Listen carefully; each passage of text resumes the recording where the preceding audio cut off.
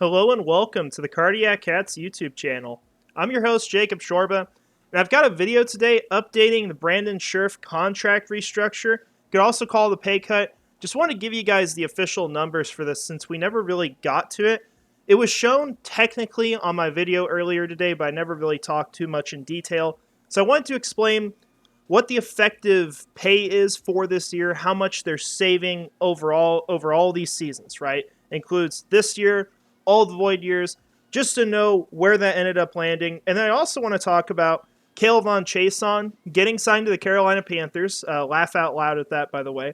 And just if that's going to count as a compensatory free agent, because that is going to be an important part of the process for the Jaguars to potentially get a comp pick for Calvin Ridley, which we expect to be pick 100. And I can kind of explain why at the end of this video as well. But to jump into it first, this is Brandon Scherff's new contract, and I want to make it clear this is essentially a brand new contract. It carries over the signing bonuses that have been prorated down the road, but this is an entirely different contract aside from that. You can see that when we go to the history, that these are two separate contracts. This has been renegotiated, and that's the status of it. That's why it's no longer the effective one. But Brandon Scherff, cap hit went down roughly $12 million this year. Saved a lot of money there, and then they've got now 4 void years. You see 3 where they end up having, about a $4 million cap hit, and then 2028 they'll take a smaller one at $1.8 million. So there's a lot of money saved, right? But you're pushing money down the road still. That's always going to be the opposite side of this, the argument against you're going to pay for it at some point. But the thing that I think people need to understand about the Brandon Scherff restructure that was not made clear when it was originally reported is that it was being restructured and renegotiated in part because he was taking a pay cut. He is not earning $16.5 million. And shout out to John Shipley for giving us that information for the few people who got to see that, because it was kind of hard to find, but that ended up being true. And Brandon Scherff ends up taking a pay cut. So I want to explain what that looks like. You go to the history of the contract here, you can see as far as his earnings by team. Okay, hold up. Up here, contract history. So this was the total amount of the contract, first of all, right? He was expected to earn $16.5 million. That's why you get to this $49.5 million number. He ended up earning $33 million because he played out 2 of the 3 years of the contract, which is when it was negotiated or renegotiated. So the guarantees all played out at that point, right? And then you end up getting to this 3rd year where you got this big cap hit. You got to do something about it. And so the Jaguars redid it effectively to where it was a 1-year deal. It was going to take place of the 3rd year of the original contract. And you can see that the cap hit, not the cap hit, let's call it APY, ends up going down from $16.5 million to $10 million. And I believe I put out a Twitter post a while back that actually stated that number. I was saying basically if they could at least get it here, I'm okay with it. Wouldn't be my first option. But for them, they love him as a player. They found a way to keep him around for, less than 2/3 of the cost. So, that's a good deal for what they want to do.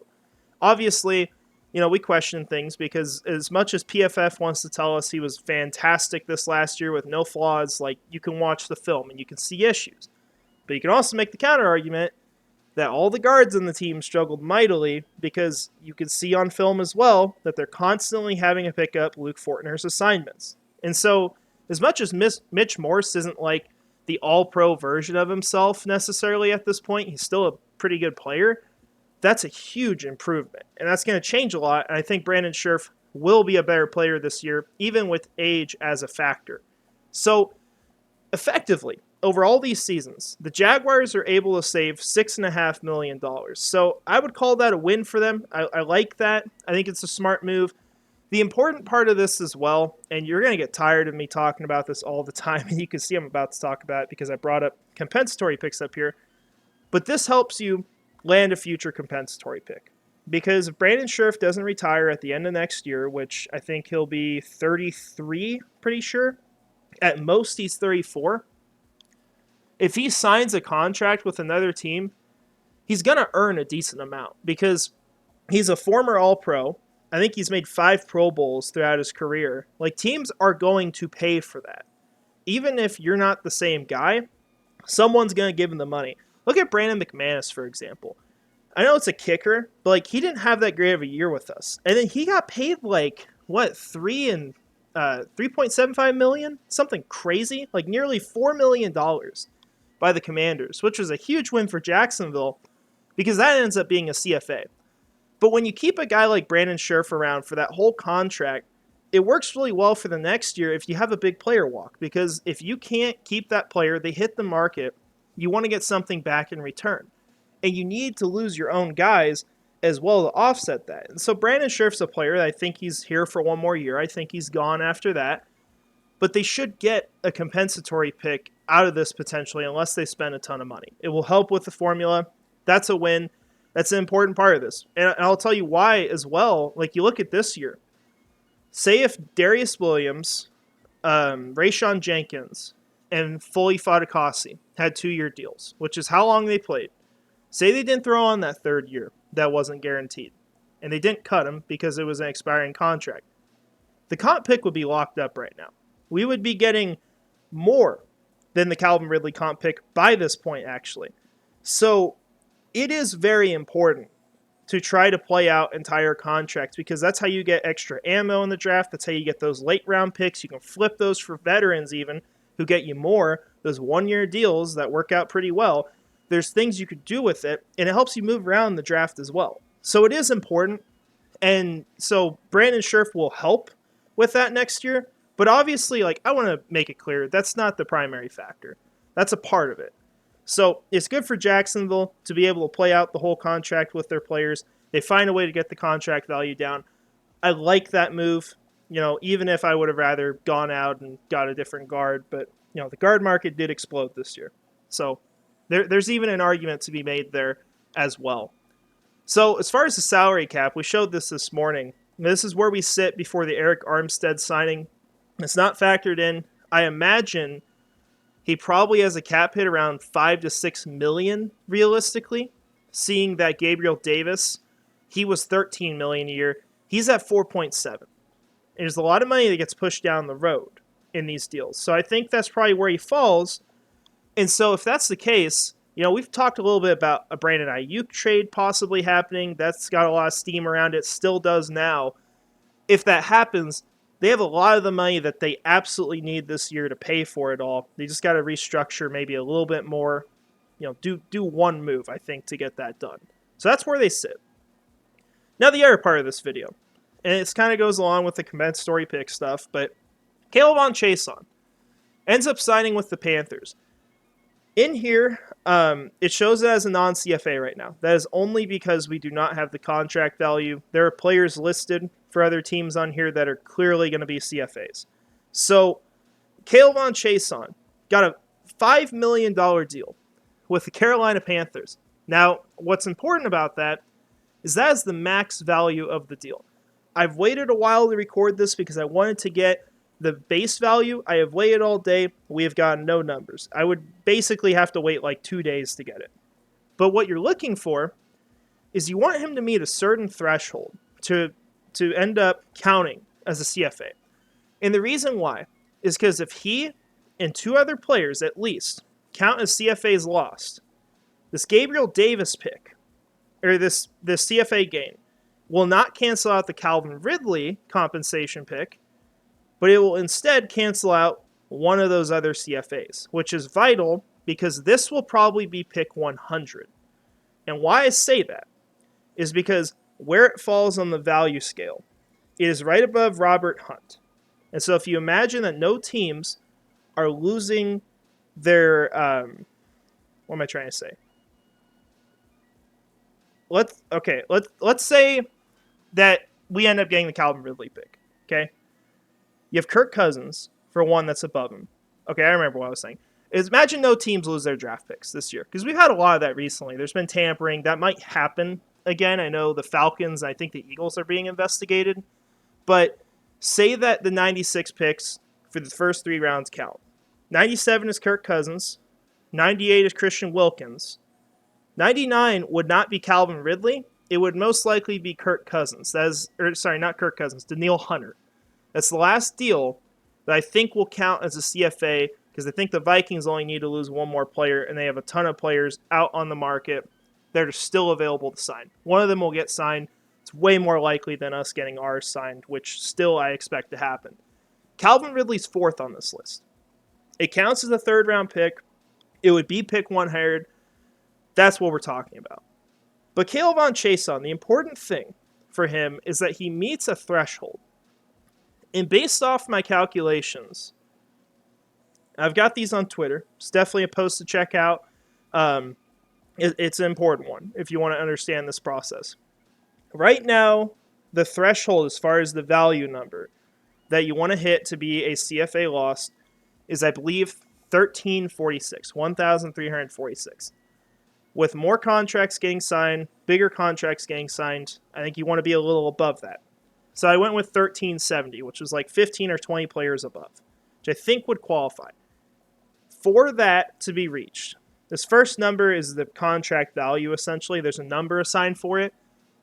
These are APYs that match up with that from real players that had this exact same contract value. And this would get you to this number that should qualify. First number is what they need to make now. The second is what they made before. So K'Lavon Chaisson, he was kept by the Jaguars on a deal that effectively paid him $3.3 million. That was the base. He was guaranteed basically all that money if he was here. Now, you also have to look at, well, we're going to look at the $3 million, right? And we're going to hope that the base value for what the Panthers pay him is at least that. And I think it will be. I think it's going to be 3 to 3.5 realistically. There will be incentives. We know that because the max value is up to the certain number, which means that there are incentives involved. As long as he hits that number, which I will try to figure out as soon as I can, we are just waiting on details. It's not public information yet. He will be one of those CFAs that'll count. At that point, you need 2 more players. So I think Trey Herndon is one of those. He was paid $2.6 million roughly by the Jaguars last year to stick around here. He had other teams negotiating with him. Other teams wanted to pick him up. There was interest. The Jaguars are not bringing him back this year. And Trey Herndon, you could argue, came off his best year. He has gotten better every single season. So I think Trey Herndon, realistically, ends up probably hitting the $3 million mark and makes the cut for this. DeJuan Smoot, I think, will earn enough as well. He's only got to hit about $3 million as well. He's very similar as far as what he needs. The second number is essentially the percentage of snaps he played. It's a scale of 25 to 100. If you've played less than 25%, you don't get any points. Which is why like Jamal Agnew doesn't get any because he's mainly a special teamer. And he plays a little bit on offense, not that much. So if DeJuan Smoot can get $3 million, that's another one. And that gets you over the mark. You've also got Jamal Agnew. If he gets a decent deal, he would count. And then Tyler Shatley as well, which he got paid pretty close to it. I don't know if he's retiring. I don't know if he's getting brought back. No clue right now. But he's been a good backup for Jacksonville. It's very possible that he gets that kind of deal. But assuming K'Lavon Chaisson hits this mark, we need 2 more players to count. And if the Jaguars do not spend any more on compensatory free agents, which I do not expect, I think it would be a really stupid decision, and I know that they're aware of this process, because they have to be. That's their job.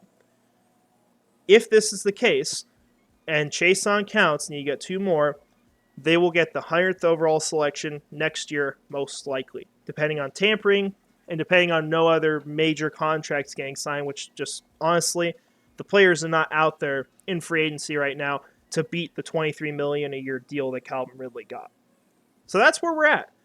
And as far as just talking about Chaisson, look, I mean, it sucks. I hate that it didn't work out, right? And that should probably be the focus of this, is talking about his career here over, the compensatory stuff. But it is a pretty big pick we're talking about. But ultimately, like, Chaisson, throughout his 4 years, he had 5 sacks. This was his best year with 2. He has not been a productive pass rusher. He had a lot of issues as far as just what he's been able to do on the field. He he hasn't got a lot of snaps because of it. And so it's unfortunate, and especially because of how good that draft class was right after that pick with Justin Jefferson going off the board. It's crazy that the Jaguars missed on all those early picks. I think the only players that stuck around from that class officially are Daniel Thomas and Devon Hamilton. And they're good players. They were good picks. Like, that was fine. It's almost the exact opposite of what the modern day Jaguars do, because with Trent Baalke, we'll hit the early picks, as in the first rounder, and then we'll miss everything from there other than maybe one late. And with Dave Caldwell, I guess you hit some of the later ones once in a while, which is a little different, but then you waste half your Jalen Ramsey compensation. But overall, like, it's funny he goes to Carolina. Hopefully it works out for them. I wish him nothing but the best. I actually, you can make fun of me for it. He was a player I wanted that draft. I even thought about trading up for him at that point, but keep in mind I was not that well versed in football at that point, and I think at that point mainly, like, what made me really like Chaisson was that people didn't want to play for the Jaguars then, right? And we watched him like do training videos where he's got the Jaguars shirt on and it looks like he wants to go there. He's a fan. And it was just a time where like this team needed, I think, a change in culture.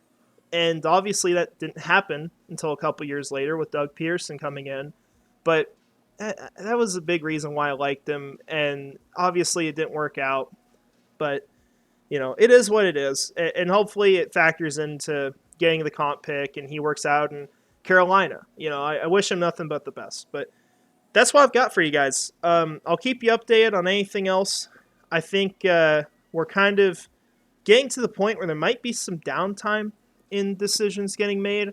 But we could get some really big news at some point. Because I'll tell you, if the Brandon Ayuk trade goes through, which what we think we know right now is that the Jaguars, they want a wide receiver one. They see one guy as being an option in the draft from everything we've been told. It's Rome Odunze. They talked about trading up for him at the Combine. At least reporters were talking about the Jaguars as one of those teams. They met with him, I believe. That's their clear guy. And if you believe the Baalke burner on Twitter, which has conveniently been on it every time the Jaguars have stopped doing free agent moves, and it talks the same way and says the same quotes, which that could be fake. But if you believe that, and I think I do at this point, he said on there that he doesn't want to pick a different receiver in the first round. It depends on who's there, and I get that because I think Brian Thomas Jr. and A.D. Mitchell, good players, but there's just so much talent in this class that I have a hard time seeing them as the best pick there. We'll see what happens, of course. But if the Jaguars see one guy as an option who's probably not going to be there, and they feel like they need to get a wide receiver one because they're doing these negotiations already, they don't want Zay Jones. I think that's pretty clear right now. This is really probably their only option because I don't think T. Higgins is getting moved. I think Cincinnati's going to commit to trying to make a Super Bowl run this year and accepting that he's going to walk. He's just going to get him a comp pick. I think that's what's going to happen. Just my guess. But we'll see. I think Ayuk is probably the only option. And we know the Jaguars are interested. We know Ayuk is interested. And we know the 49ers are interested in moving off some of their contracts that are coming up or being paid out right now. So at some point, if that happens, man, it's going to be a lot to talk about on this channel. We just got to cross our fingers and hope for it. But that's what I've got for you guys. I want to say as well, thank you to everyone who has subscribed recently, joined the channel. This has been a tremendous period of growth. Not only for the channel as well, but just my Twitter and everything social media related this week with free agency. It's been crazy. And I'm thankful somewhat to the Jaguars doing so much stuff, good and bad, because it's given us a lot to talk about. But I really appreciate getting to do this for you guys. I love talking about the Jaguars. I love talking with you all about it, even if we disagree on things. It's a lot of fun. So I thank you for it. I thank you for getting me up as far as we are in the subscriber count. Didn't think we'd even get close to this by the draft, and we might hit 500, over a month before it looks like that. So thank you all so much for it. I appreciate it. If you got any ideas for what you want to see, what you want to hear on here, any of that stuff, throw it out at me. But that's all I've got for you today. I hope you have a great rest of your day. Enjoy your weekend. And finally, go Jags.